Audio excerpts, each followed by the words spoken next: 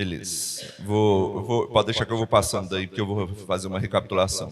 Bom, eu falei que apóstolo, tradução é enviado, e a gente viu que tem passagens na Bíblia que utilizam o termo como função dos 12, mais Paulo, e a função, ou também a palavra simplesmente enviado, né, de uma pessoa que é um emissário. Falei que Jesus cunhou esse termo, que o conceito veio do Antigo Testamento, e que, isso aqui é importante dizer, os apóstolos foram os sucessores dos profetas do Antigo Testamento, ok? O corpo de profetas do Antigo Testamento foram sucedidos pelo corpo de apóstolos agora no Novo Testamento. Quais eram as características para se ser um apóstolo? Aí a gente viu algumas qualificações. Eles tinham que ter andado com Jesus em seu ministério, desde o batismo de Jesus até a sua ascensão. Eles tinham que ter testemunhado de forma ocular o Jesus ressurreto e ter sido escolhido diretamente por Jesus. E eu também coloquei aqui que só homens tinham essa função. E eles atestavam essas credenciais com milagres e prodígios. Quais eram as funções dos apóstolos? Pregar o evangelho que viria, isso é antes, né, de Jesus realizar a sua obra, pregar o reino, né, de Deus que estava para acontecer. Aí quando Jesus consuma então a sua obra de morte e ressurreição, eles passam agora a testemunhar o que Jesus fez. Ok? Então esse era o trabalho principal. Só que eles foram chamados por Deus também para fundamentar a igreja. Ou seja, eles escreveram a palavra, eles que deram início, eles plantaram principalmente as igrejas, eles eram os líderes responsáveis por fazer isso. E eles faziam isso através de revelações divinas, e eles comprovavam isso com sinais e prodígios. Quantos e quem eram? A gente viu que os 12 foram chamados por Jesus, e foi Jesus que colocou o nome neles de apóstolos, os 12 primeiros. Né? E Paulo ele também foi um apóstolo. Então a gente fala que eram 12 mais Paulo. Paulo ele era um apóstolo tal como os 12, ok? E o motivo de Paulo ter sido chamado foi porque Jesus, Deus, né, de uma maneira geral, queria que o evangelho fosse levado para o meio dos gentios. E os judeus e os apóstolos demais, que eram judeus, eles não estavam fazendo isso de uma maneira muito abrangente. Estavam tendo dificuldades, vamos dizer assim, para levar para os gentios. Então Deus levanta Paulo, Jesus vai, aparece para Paulo, ele é testemunha ocular do Jesus ressurreto. Então ele é chamado para ser apóstolo tal como os 12 foram. Mas aí a gente parou aqui. Então vamos terminar a partir daqui, tá? E os outros que são chamados de apóstolos no Novo Testamento? Existem outros apóstolos além de 12 mais Paulo? Eu vou defender que não, que o corpo de apóstolos são os 12 mais Paulo, ok? Esses são os apóstolos, aqueles que são dotados por Deus, chamados, né, para ter o dom de apostolado, são os 12 mais Paulo, e esses outros não são apóstolos, apesar de às vezes serem chamados assim. Ou aparentemente as pessoas acham que são chamados, mas eles não estão incluídos nisso. Vamos lá, vamos começar. Primeiro, uma mesma palavra tem mais de um sentido e um contexto determina qual é. Né, eu expliquei isso semana passada utilizando 2 exemplos. Os exemplos eram presbíteros e diáconos. Por exemplo, presbítero. Alguém abre aí para mim, por favor, em 1 Timóteo 5, 1 e 2. Leia aí para a gente, Helena, por favor. Não repreendas ao homem idoso, antes exorta-o como a pai, aos moços como a irmãos, as mulheres idosas como a mães, as moças como a irmãs, com toda pureza. Quando ele fala em homem idoso e mulher idosa, a palavra para idoso e idosa aí é presbítero, ok? É a mesma palavra, presbítero. Então, presbítero aí está no sentido de idoso. Só que no mesmo capítulo, ainda em 1 Timóteo 5, olha o verso 17 a 19. Quem mais aí pode ler?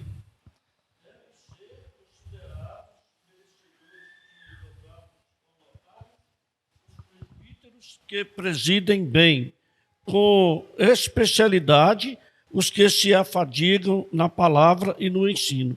Pois a Escritura declara: não amordastes o boi quando pisa o trigo, e ainda, o trabalhador é digno do seu salário. Não aceites denúncia contra presbítero, senão exclusivamente sob o depoimento de 2 ou 3 testemunhas. Então aqui a palavra presbítero está sendo usado como ofício, como função. Então, a mesma palavra com 2 sentidos diferentes: idoso ou função de presbiterato. A mesma coisa a gente vê para diáconos, tá? Diácono é uma palavra para servo, a pessoa que serve, e também a palavra para função de diácono na igreja, tá? Não vou ler os textos para a gente não gastar tempo aqui, mas beleza. Vamos ver agora outras pessoas, então, que são chamadas de apóstolos. Oi?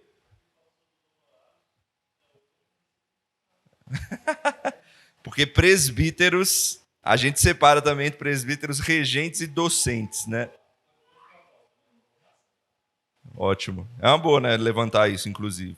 A gente separa, a Bíblia, inclusive, nos dá essa separação entre presbíteros regentes e docentes. Os regentes, eles auxiliam na governança da igreja. O docente, que vem de docência, né, de ensino, é aquele que vive de ensinar na igreja disso. Ok?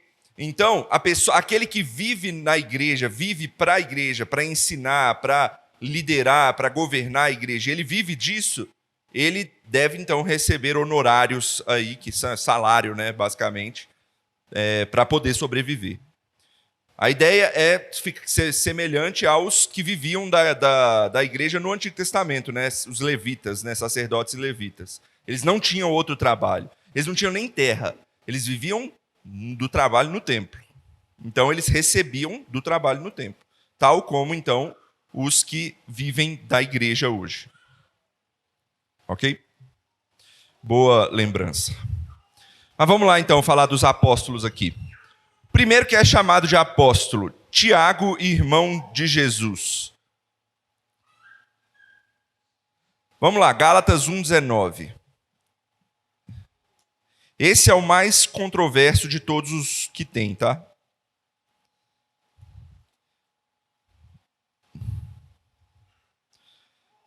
Quem achou aí pode ler.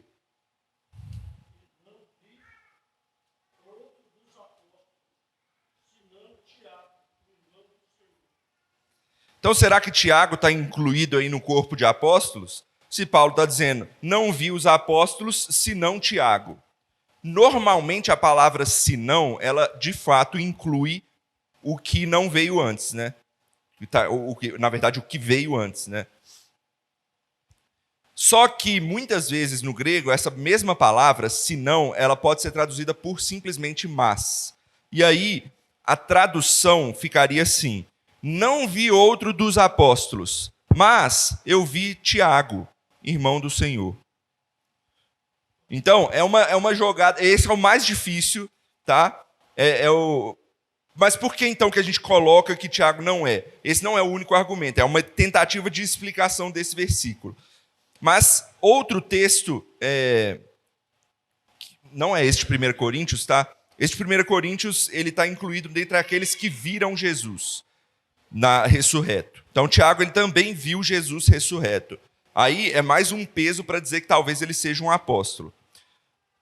Só que não faz sentido com o resto que a gente olhou de apostolado, tá? Tiago, ele não tem nenhum momento que ele é chamado diretamente por Jesus. E outra coisa, esse Tiago, que ele não é o Tiago apóstolo de fato, né? Ele é o Tiago irmão de Jesus. Na sua carta do Novo Testamento que ele escreve, Epístola a Tiago, ele não coloca que ele é apóstolo. Ele simplesmente escreve: eu, Tiago, servo de Deus, escrevo essa carta. Por aí vai. Ok? Então, Tiago, ele não diz que ele é apóstolo. Igual Paulo e Pedro, que eles, nas suas cartas, eles escrevem abertamente: eu, apóstolo de Jesus Cristo, estou escrevendo essa carta, tal, tal, tal. Tirando esse é o mais controverso, porque o texto de Gálatas 1,19 realmente pode parecer que ele está incluído dentre os apóstolos. Os demais, não. Vamos ver os demais. Primeiro, Apolo. Ô, gente, se alguém tiver alguma dúvida, pode falar, tá? 1 Coríntios, vamos abrir a Bíblia, 1 Coríntios 4.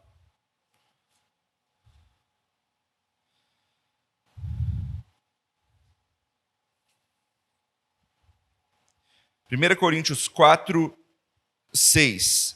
Olha o que diz 1 Coríntios 4, 6. Estas coisas, irmãos, apliquei-as figuradamente a mim mesmo e a Apolo, por vossa causa, para que, por nosso exemplo, aprendais isto. Não ultrapasseis o que está escrito, a fim de que ninguém se ensoberbeça a favor de um em detrimento de outro.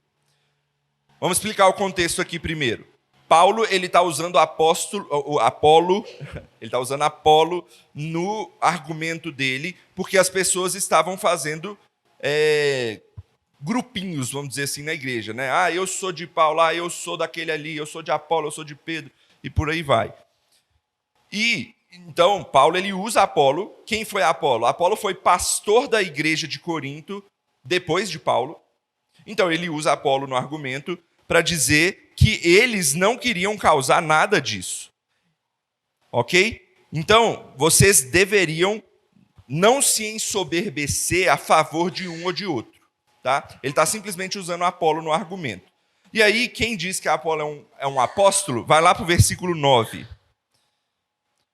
Aí Paulo continua, porque a mim me parece que Deus nos pôs a nós, os apóstolos, em último lugar, como se fôssemos condenados à morte, porque nos tornamos espetáculo ao mundo, tanto a anjos como a homens. Então, as pessoas olham para esse texto e falam, Apolo está incluído dentre os apóstolos por causa desse versículo aqui.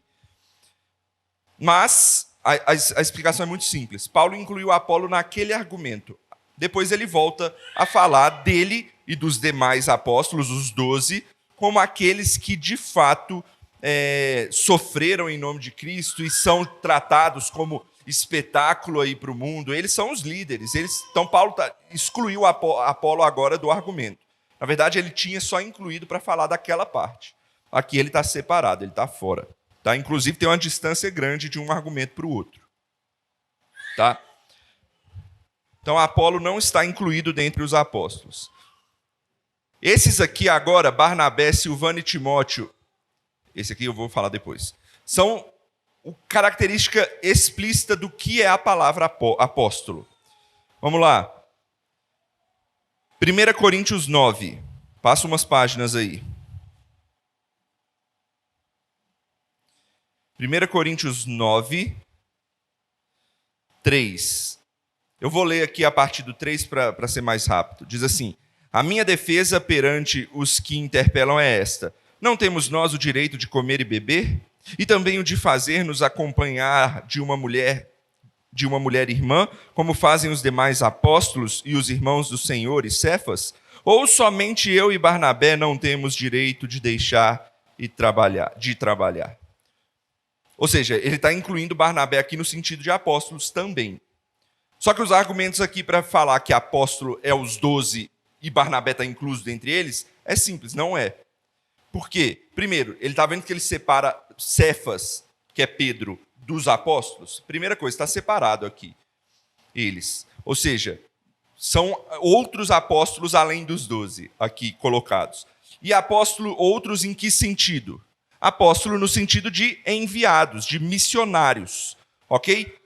Paulo e Barnabé, eles são missionários também, nesse sentido de apóstolos. E Paulo, ele tem os dois sentidos de apóstolo. Ele é tanto apóstolo missionário, enviado por uma igreja, como ele é um dos apóstolos ratificados com função, chamados por Cristo. Ok? Inclusive, se você quiser ver o chamado de Paulo e Barnabé para o apostolado no sentido de enviar, ser missionário, está lá em Atos capítulo 13, quando o Espírito realmente vem sobre a igreja e fala, esses aqui chama para ser missionários. Nesse sentido, eles são apóstolos. Tradução de apóstolos, enviados. Ok? É nesse sentido também, se alguém abrir lá no Evangelho de Lucas, em Atos dos Apóstolos, né, escrito por Lucas, ele também vai chamar Barnabé de apóstolo lá, mas é nesse sentido de enviado. A mesma coisa para Silvano e Timóteo. Vamos lá, para 1 Tessalonicenses.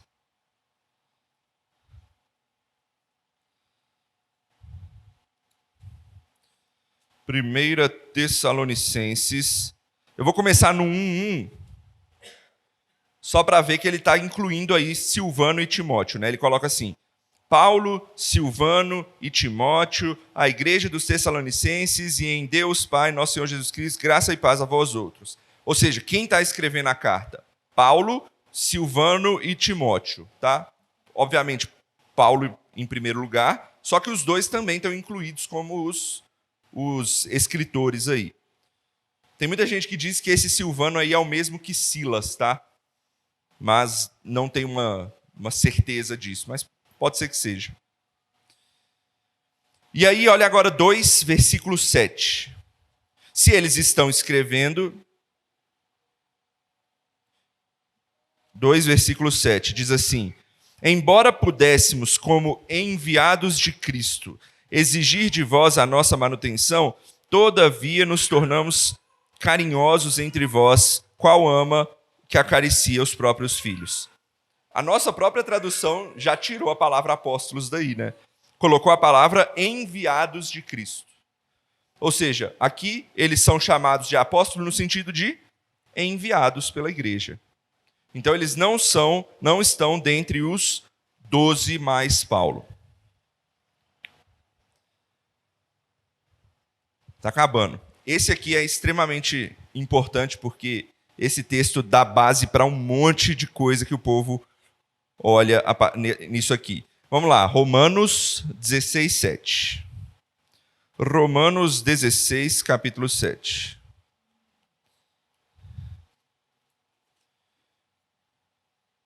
Se tem uma palavra controversa na Bíblia, é essa palavra aqui, ó, Júnias. Se tem uma palavra, a gente não sabe nem quem é, mas essa gerou controvérsia. 16:7 diz assim: saudai Andrônico e Júnias, meus parentes, companheiros de prisão, os quais são notáveis entre os apóstolos e estavam em Cristo antes de mim. O que esse texto gerou? Primeiro, esse texto gerou gente falando que outros eram apóstolos, além dos 12 mais Paulo. Segunda coisa que gerou, se eles eram apóstolos, Júnias é nome de uma mulher. E se Júnias é nome de uma mulher, então mulher também pode ser apóstola. E se mulher pode ser apóstola, mulher pode ser qualquer ofício na igreja. Então tem que explicar todo o resto da Bíblia, do Novo Testamento, para dizer que mulher também pode ser pastora e presbítera e diácona. E igrejas, então, utilizam isso como argumento para dizer isso, tá? A igreja presbiteriana não, só para deixar claro aqui. Na igreja presbiteriana não há pastoras, presbíteras e diáconas. São cargos que Deus levantou para serem masculinos. Ok? Mas vamos lá, vamos explicar então isso aqui. Primeiro, olha o que o texto diz. Eles são notáveis entre os apóstolos. Reparem a ambiguidade aqui. Eles são notáveis por serem apóstolos, e eles são notáveis entre os apóstolos, sendo eles apóstolos, ou eles são notáveis, pessoas notáveis, e os apóstolos acham isso deles. Tem uma ambiguidade aqui. Então é difícil você assumir uma doutrina em cima de um texto ambíguo, ok? Mas não é só esse argumento. Segundo, esse é um texto que tem traduções, tem manuscritos, vamos dizer assim, né, com uma pequena divergência, que não faz muita diferença para nós, mas gerou uma controvérsia grande. No grego, a palavra Júnias, se ela tiver o acento em um lugar, ela é masculina, se ela tiver o acento em outro lugar, ela é feminina.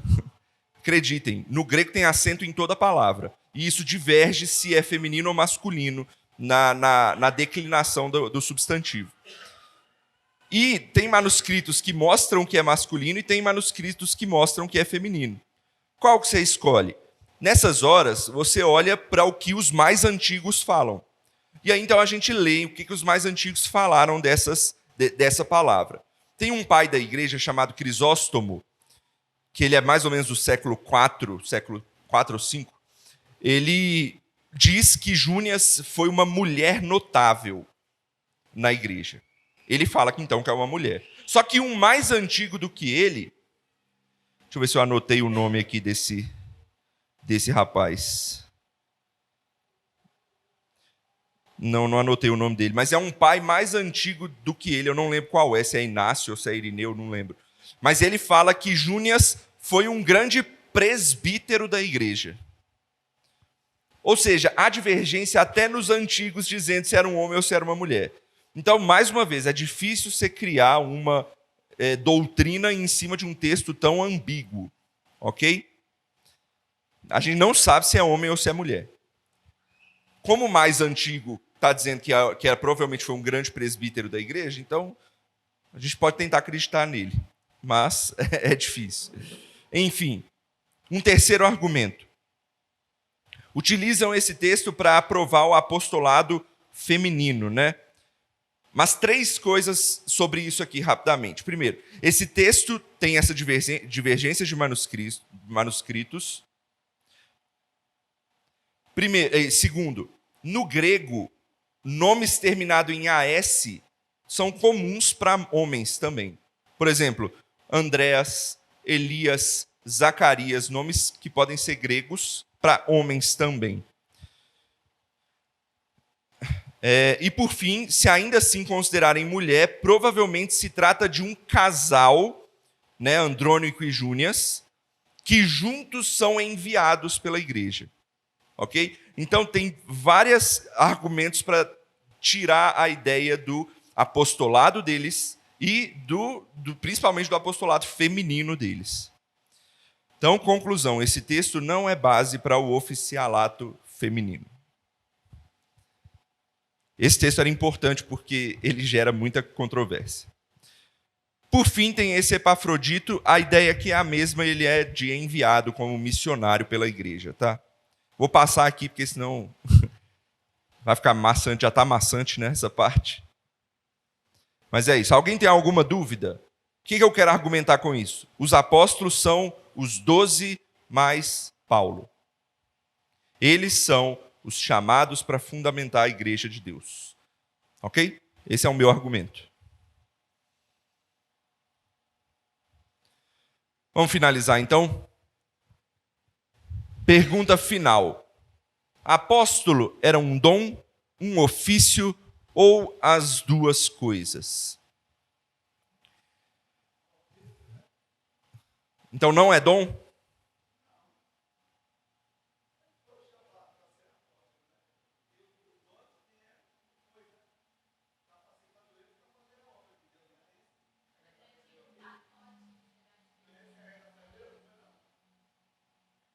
É um caminho interessante, porque ele explica uma parte. Mas falta um pedaço. Vamos ver 2 textos que são importantes sobre isso? Está aqui, ó. 1 Coríntios 12, 28 e Efésios 4, 11. Vamos lá. 1 Coríntios 12, 28.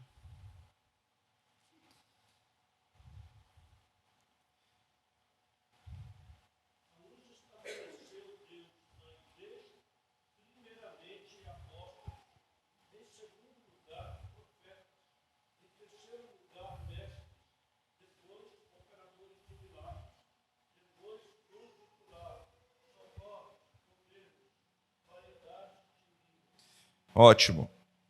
Lê o próximo, lê o 29.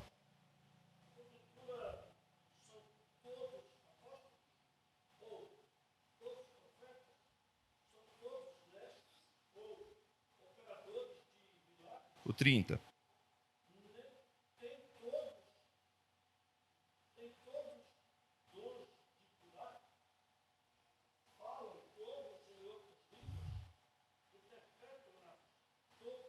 Em 31 para acabar.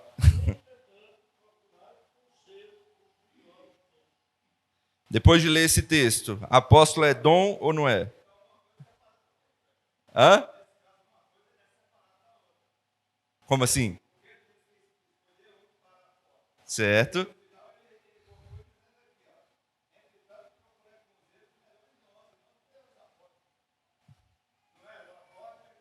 Não, não.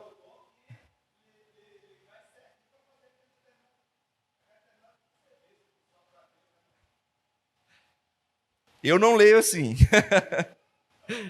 Eu não leio assim. Oi, pode falar. Diga.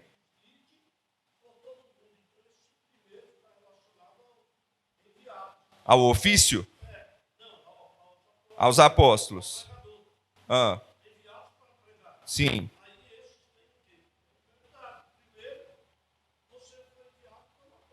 Certo, mas e aí? Isso é dom ou isso é ofício ou é as duas coisas? Sim,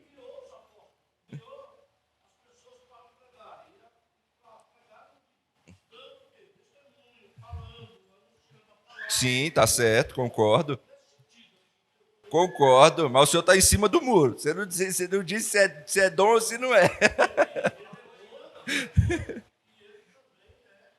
Muito bom, pastor. Agora sim, um homem de palavra. Um homem de palavra, eu concordo com essa palavra. Ótimo, ótimo. Vamos ler Efésios 4:11 e eu dou a minha explicação? Alguém abre lá, Efésios 4, versículo 11.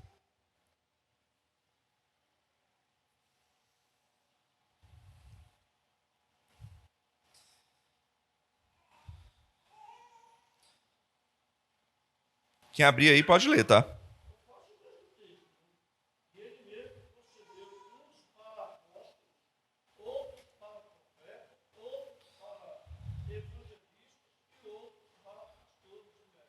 Ótimo. Então, dois textos que citam as duas coisas, tá?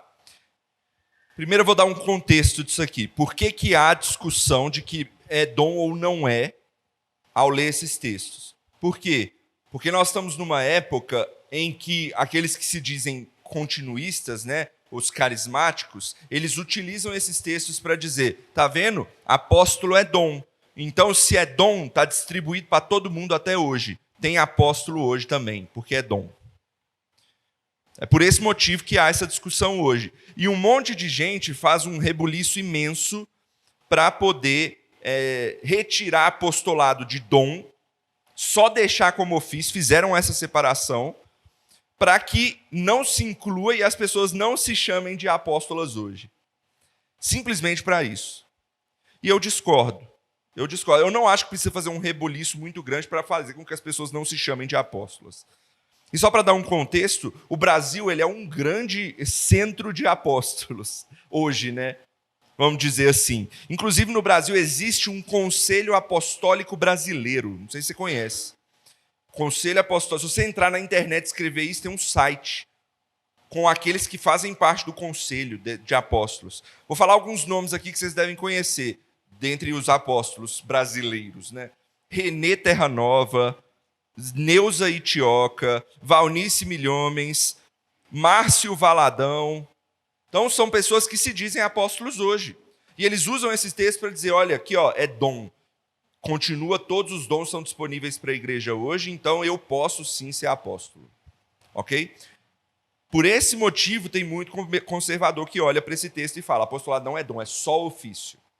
Eu não acho que precisa disso, tá? Inclusive, um grande homem, eu vou até ir contra mim, falando o nome dele, né, que é o reverendo Augusto Nicodemos, ele é um desses, ele separa. Se alguém quiser ler um excelente livro dele chamado Apóstolos, ele dá um argumento enorme para explicar que não é dom, que é só ofício. Eu discordo. Por quê? Porque eu acho que é muito forçação de barra para dizer que é só ofício e não é dom. Sendo que os textos, para mim, aqui são claros em incluir na palavra dom. Primeiro, vamos lá, 1 Coríntios 12, 28. Lá está dizendo uma lista, né? Apóstolos, profetas, blá, blá, blá, blá. E aí ele junta com outros dons. Dons de curar, operação de milagres. Ou seja, é uma lista só que está listando dons. Só que tem dons que são relacionados a ofícios ao mesmo tempo. Então não é só um ofício. É um dom também. É a mesma coisa. tá? É relacionado nesse caso. Não sei se vocês lembram, nas primeiras aulas que a gente deu de estudo de dons, eu perguntei assim, eu sou pastor, isso é um dom? Eu lembro até hoje que o Rafael respondeu assim, é e não é. Né? É e não é. Por quê? Porque existe uma relação entre um ofício e o dom. Existe o dom pastoral, mas nem todo pastor, feito pastor, tem o dom às vezes. Então tem uma separação entre ofício e dom. Tá? E nem todo aquele que tem o dom, às vezes, segue para o caminho pastoral. Nem todo. Então, existe uma diferença entre dom e ofício? Existe. Mas existe uma relação muito grande? Com toda certeza. Ok? E no apostolado não é diferente. Existe o dom de apóstolo? Existe. E existe o ofício de apóstolo? Existe. Como esse foi Deus que chamou e atribuiu e pegou para si, não tem diferença entre o dom e o ofício. É impossível uma pessoa ter o dom e não ser. Por quê? Porque foi Deus mesmo que puxou a pessoa. Foi Cristo que chamou. Então, todo apóstolo tem a função de ser apóstolo e tem o dom de ser apóstolo, ao mesmo tempo. Ok? Jefferson.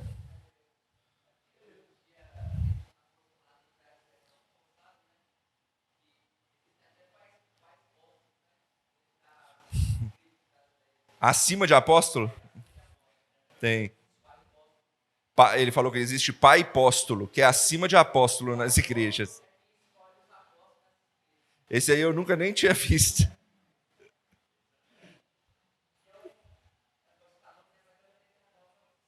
É, ele fez isso? Oh, Deus. Fala. Ah.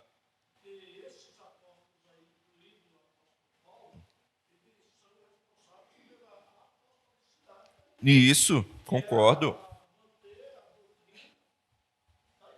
E eles receberam isso como dom de Cristo. Não tiveram. Isso. Concordo. Concordo, muito bom. Aham.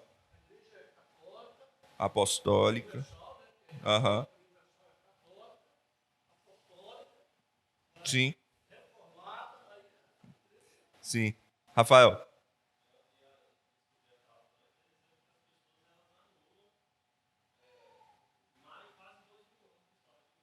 Exatamente.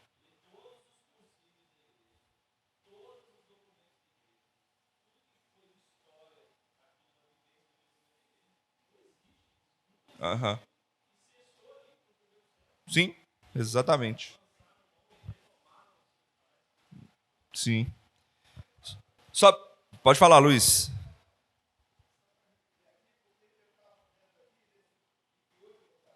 Ah. Sim. Guarda isso aí que é a próxima aula de profecia. Eu vou falar. Vou explicar isso. Se não der para explicar hoje, porque eu vou começar a aula de profecia hoje, semana que vem eu explico, tá? Guarda isso, só para não ultrapassar o argumento, beleza? Mas guarda isso que isso é importante. Vamos lá, só para explicar o texto também de Efésios 4:11. Olha como é que o texto de Efésios 4 começa. E a graça, no versículo 7, né? Quem está lá em Efésios 4, olha o versículo 7. E a graça foi concedida a cada um de nós segundo a proporção do dom de Cristo. E aí o que Cristo fez? Diz, quando ele subiu às alturas, levou o cativeiro e o quê? Concedeu dons aos homens. E aí ele fala, quais dons são esses? Verso 11. E ele concedeu uns para apóstolos, outros para profetas, evangelistas, pastores e mestres. Então o texto está dizendo para a gente que o dom está aqui. É um ofício? É, mas é um dom também. É relacionado, as duas coisas funcionam juntas, tá? Por fim, como já foi explicado anteriormente, deixa eu ver o que eu coloquei aqui, né? Acho que eu já coloquei aqui, né? Então, a definição e propósito de dom encaixam com a definição e propósito do apostolado. Não é necessário forçar os textos para dizer que são dons como os demais das listas. Ou seja, o que é um dom? Não é algo que Cristo deu a pessoas para edificar a igreja? O apostolado se encaixa muito bem nisso. É um dom também. Ok? Segundo, dom e ofício são intimamente relacionados, embora diferentes. Eu acabei de explicar isso. E, por fim, apostolado. Como é que a gente explica que não tem apostolado mais hoje? Porque o apostolado já cessou, já cumpriu o propósito dele, de fundamentar a igreja, ok? Já cumpriu o propósito. Não precisa mais de apóstolos hoje. Exatamente, perfeito. É totalmente status.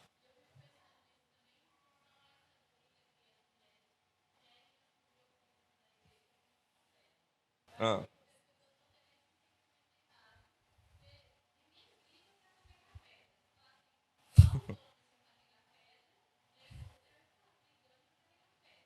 Uhum.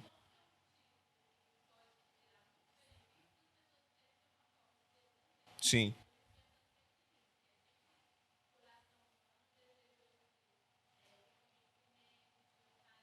exatamente.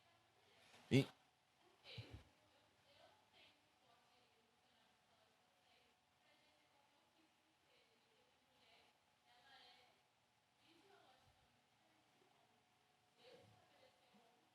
a própria Bíblia diz isso, né? As mulheres são mais frágeis. 1 Pedro.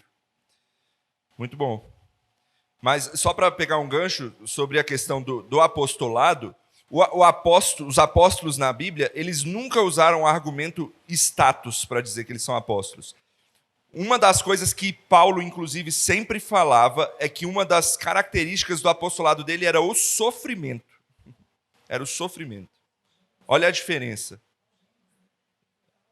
Algemas, exatamente, ele falava, as minhas algemas refletem o meu apostolado. Ah, tem muitos que fazem isso. Externamente eles querem mostrar isso, né?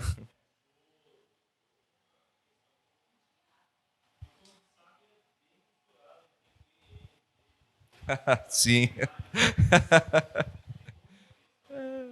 Sim. Então é isso, meus irmãos. Essa era a aula de dom de apostolado. Alguém ficou com alguma dúvida, alguma questão? Apostolado é um dom? É dado somente aos 12 mais Paulo. Ponto. Servia para quê? Fundamentar a igreja, anunciar, testemunhar Jesus Cristo, o seu evangelho, para que a igreja então começasse a usar a doutrina dos apóstolos para ser edificada. Ponto. Apostolado, dom de apostolado é isso. Cessou, não tem mais. Ótimo. Vamos então para o dom de profecia.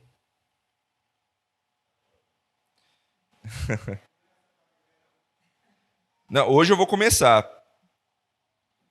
Hoje eu vou começar, porque senão não termina essas aulas nunca, né?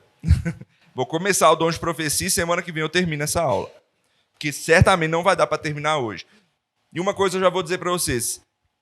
De tudo que eu li para preparar as aulas que eu dei aqui, essa é a aula mais difícil, mais complexa, é o dom de profecia.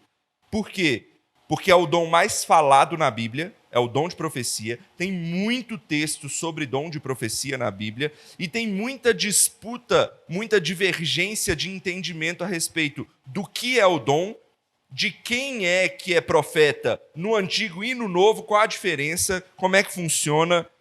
Pregar é o mesmo que profetizar ou não? Hoje todos nós somos profetas? Em que sentido? Então tem muita pergunta para responder a partir desse dom de profecia. Por isso que ele é o mais complexo de todos, tá? Então eu vou começar hoje, não vou terminar, já tenho certeza, vou acabar semana que vem. Beleza? Mas vamos caminhar do começo. Dom de profecia ou de profeta. E eu já digo uma coisa de imediato. Profeta é todo aquele que é chamado para ser a função de profeta, Antigo Testamento, e todo aquele que também é dotado com o dom de profecia. Tá, ok? Todo aquele que tem o dom de profecia é um profeta também. Paulo chama todo aquele que tem o dom de profecia de profeta. Ok? Então, mais uma vez, relação ofício e dom. Está muito unido as duas coisas, ok? Dom e ofício. Então é a mesma coisa, tá? Profeta e profecia é o mesmo dom. Vamos começar do início. A origem da profecia. Primeiro, profecia não começa no Novo Testamento com o povo revelando coisas aqui e acolá. Não. Nem começa com Isaías, Jeremias, que são os grandes aí que a gente fala, né? Não, começa lá desde antes. Moisés, ele é o primeiro dos profetas e provavelmente, vou dizer até certamente, o maior profeta que Israel já teve, tá? O maior profeta que Israel já teve no Antigo Testamento.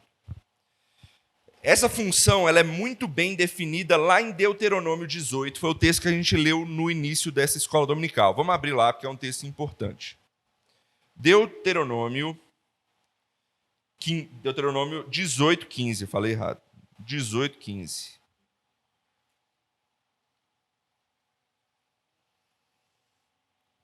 Olha o que diz aqui. O Senhor teu Deus te suscitará um profeta no meio de ti, de teus irmãos, semelhante a mim. A ele ouvirás, segundo tudo o que pediste ao Senhor teu Deus em Horebe. Quando reunido o povo, não ouvirei mais a voz... Opa, eu pulei aqui, né? Quando reunido o povo, 2 pontos. Não ouvirei mais a voz do Senhor, meu Deus, nem mais verei este grande fogo, para que não morra. Então o Senhor me disse, falaram bem aquilo que disseram. Suscitar-lhes-ei um profeta do meio de seus irmãos, semelhante a ti, e aí a definição, em cuja boca porei as minhas palavras, e ele lhes falará tudo aquilo que eu lhe ordenar. Vamos dar um contexto aqui.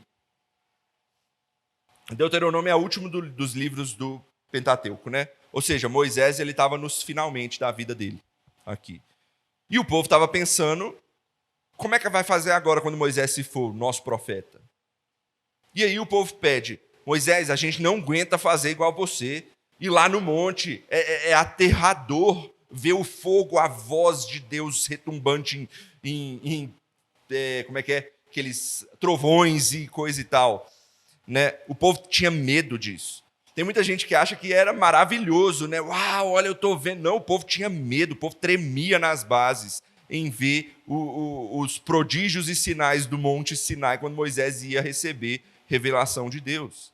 Então o povo vira para Moisés e fala, Moisés, arranja alguém para te substituir, Moisés. Arranja alguém para te substituir. É o que esse texto está dizendo. E aí Moisés ele faz uma profecia aqui. A profecia é Deus falando para ele, eu vou suscitar um profeta para vocês. Um grande profeta para vocês. Ele vai vir. E aqui ele diz qual a função do profeta, né, que eu falei. Em cuja boca porei as minhas palavras e ele falará tudo que eu lhe ordenar. 2 coisas importantes sobre isso. Primeiro, quem é esse profeta? Está apontando para Jesus Cristo. Inclusive, hoje a gente vai ter um sermão em Atos 3, né, o início. Semana que vem eu vou pregar o resto de Atos 3. E Pedro, ele cita esse texto aqui que a gente leu no sermão de Atos 3, aplicando a Jesus Cristo. Esse profeta é Jesus Cristo, tá? Ele seria o profeta grande que seria enviado para ser o mediador entre o povo e Deus. Esse é Jesus Cristo. Segunda coisa importante aqui, algumas conclusões que a gente tira da função de profeta. Primeiro, o profeta ele vai ser a voz que vai substituir os sinais apavorantes do Monte Sinai, né? Ou seja, cada palavra do profeta vai ser Deus falando. A forma como Deus se expressava por meio dos trovões, fogo, fumaça, o monte tremendo, é a voz do profeta agora, falando e explicando aquilo que Deus quer revelar. Segunda coisa, o profeta, ele recebe isso. Ele não precisa entrar em êxtase, ter alucinação ou coisa e tal para receber uma profecia. Não, ele simplesmente recebe. Alguns sonhavam, outros tinham visões, mas a maioria deles simplesmente recebiam o que Deus queria e falavam. Ok? Então, eles eram o veículo de comunicação da voz de Deus. E a terceira coisa, perceba que a natureza primordial da profecia não é predizer o futuro.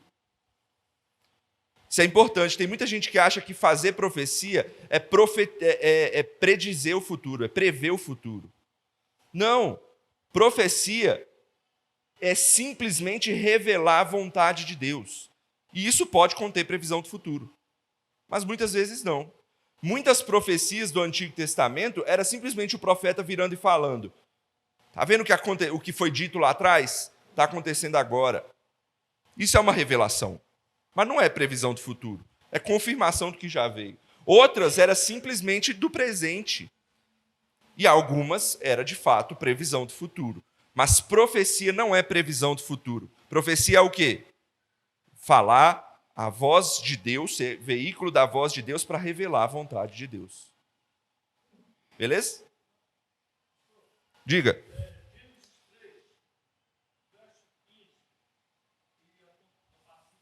Sim. Então vamos lá. Alguns textos aqui definidores de profecia no Antigo Testamento.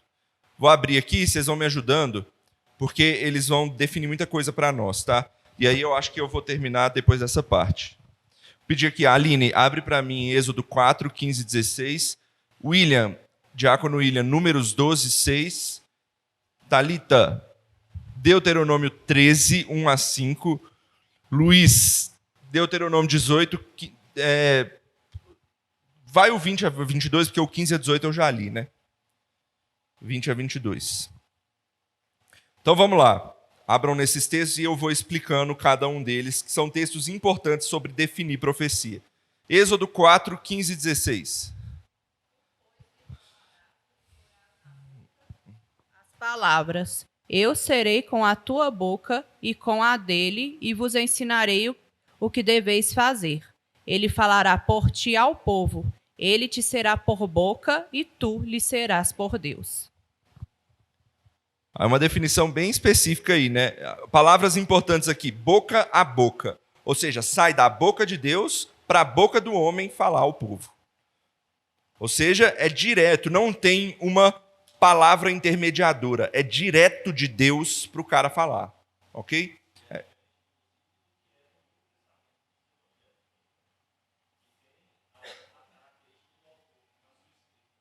Ah, não, aqui é literal, né?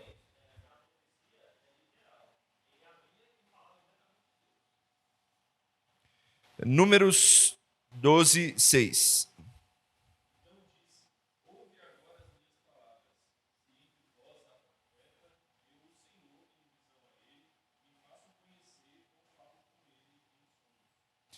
Então vamos lá. Primeira coisa que a gente aprende aqui é Deus quem toma a iniciativa de se fazer conhecer, seja em visão, em sonho ou em revelação qualquer, para o cara falar, para o profeta falar. Deus toma a iniciativa. Outra coisa importante nesse texto: muitos falsos profetas, ao tentar dizer que receberam visões e sonhos, e assim possuem revelações divinas, não falam o que vem de Deus, mas aquilo que vem do próprio coração. Inclusive, a Letícia acabou de falar isso, né? Mas a Bíblia também diz isso para nós. Inclusive, é um texto que eu não coloquei ali, por isso que eu não pedi. Pedi para alguém abrir aí, quem eu parei. Giovana, Jeremias 23, 16. Pode abrir? Jeremias 23, 16. Olha o que o profeta Jeremias está falando sobre falsos profetas.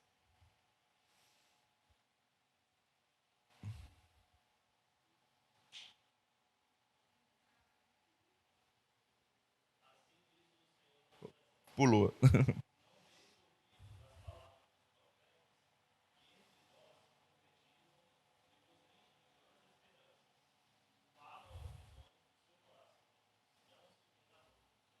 Tá vendo? O falso profeta, ele fala aquilo que vem do próprio coração e não o que Deus revelou. Aí você pergunta assim, mas como é que eu vou saber que Deus revelou isso para aquela pessoa ou que não... na verdade, como é que eu vou saber se o sonho, se a visão que eu tive veio de Deus ou não, se é do meu coração ou se não é? Deus está falando, eu vou tomar a iniciativa e você vai saber se isso acontecer. É Deus que está falando. Se for uma profecia, Deus, ele vai te fazer saber que é uma profecia. É isso que o texto de Números está ensinando, tá?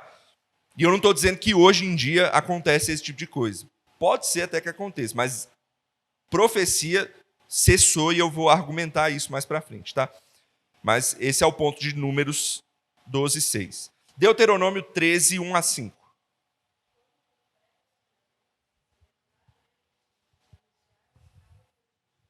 Isso suceder o tal sinal ou prodígio de que te houver falado e disser, vamos após outros deuses, que não conhecestes, e sirvamo-los, e não ouvirás as palavras desse profeta ou sonhador. Porquanto o Senhor, vosso Deus, vos prova para saber se amais o Senhor, vosso Deus, de todo o vosso coração e de toda a vossa alma. Andareis após o Senhor, vosso Deus, e a ele temereis. Guardareis os teus mandamentos, ouvireis a sua voz, e a ele servireis, e a ele vos achegareis. Esse profeta ou sonhador será morto, pois pregou rebeldia contra o Senhor, vosso Deus, que vos tirou da terra do Egito e vos resgatou da casa da servidão, para vos apartar do caminho que vos ordenou o Senhor, vosso Deus, para andares nele. Assim, eliminarás o mal do meio de ti. Aqui eu quero mostrar a responsabilidade daquele que é profeta e a severidade que Deus trata aquele que é falso profeta. Você está vendo que nesse texto ele está dizendo que aquele que trazia falsa profecia, ele estava falando que estava dizendo em nome de Deus, mas era mentira. O que tinha que fazer com ele? Pena de morte. Pena de morte. Ou seja, falar aquilo que você quer, dizendo que é voz de Deus e não é grave. É grave. É grave. Não brinque com isso. Não brinque com novas revelações. Olha a severidade que Deus dá para isso. Na época do antigo Israel, falso profeta que era descoberto como falso profeta era pena de morte. Ok? E por fim o texto que a gente leu, né? Deuteronômio 18, 15 a 18, que eu já falei que é falando sobre Jesus e que aqui mostra a definição de profecia. Mas o 18, 20 a 22 mostra mais uma coisa. Lê aí, Luizão. Fala.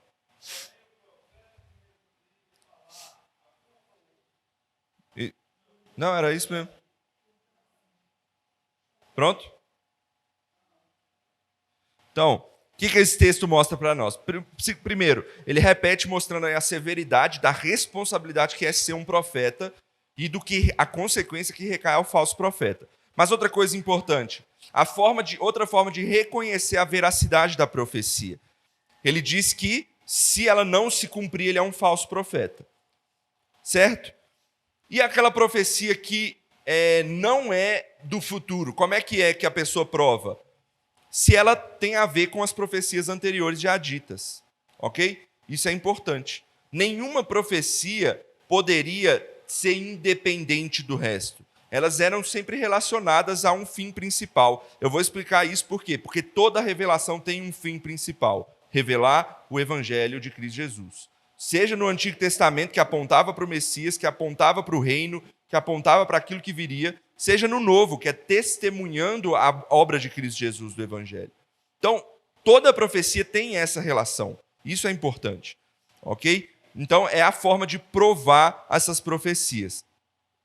Vai lá, Luiz.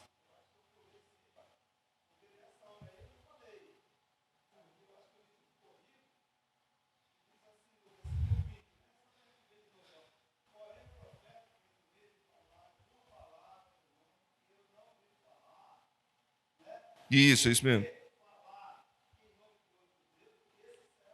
Isso. Beleza. Bom só para deixar na mesma página. E outra coisa, então, um argumento que eu vejo claro aqui é profecia que é falível não é profecia. Toda profecia, ou seja, Deus falando para alguém, ela é infalível, ela é voz de Deus. Ok? Porque esse é um argumento muito utilizado para falar dos profetas do Novo Testamento. Tem muita gente que fala que os profetas do Novo Testamento, eles fazem profecias falíveis. E aí eles trazem isso para o nosso tempo, né? Hoje em dia a gente tem profeta, só que eles podem falhar na profecia deles. Esse é um argumento que muita gente utiliza para dizer que ainda existe o dom de profecia. Eu discordo. Para mim, toda profecia ela é infalível. Por quê? Porque ela vem de Deus. Ponto. Se ela veio de Deus, ela é infalível. Calma aí, quem veio primeiro? Vai lá, Helena. Acho que você tinha levantado primeiro.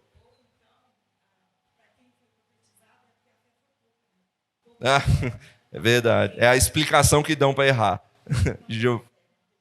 Giovana.